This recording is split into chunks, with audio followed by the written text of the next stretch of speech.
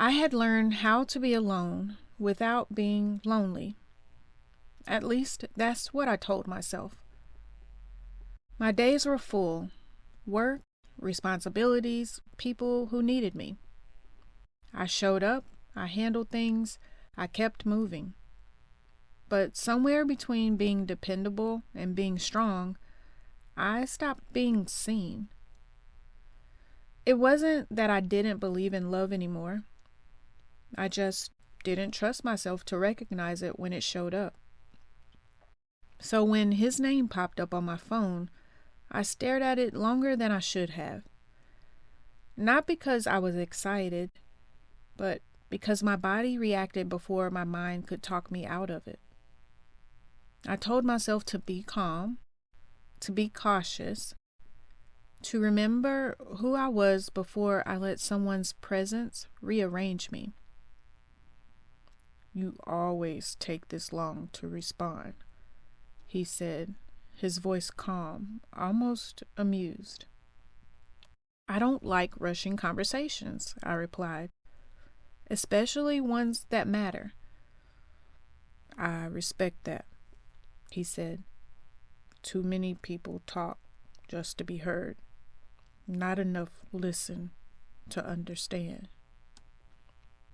That should have been a simple comment, but it landed heavier than expected. I was used to people liking the idea of me, the strength, the consistency, the way I made things easier.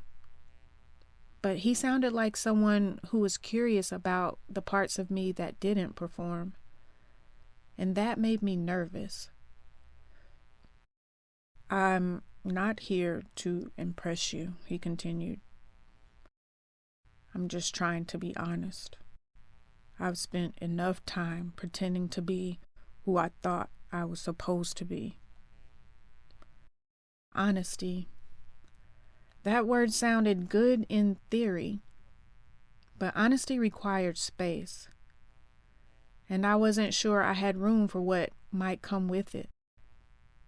Still, I found myself leaning into the sound of his voice, listening for what wasn't being said.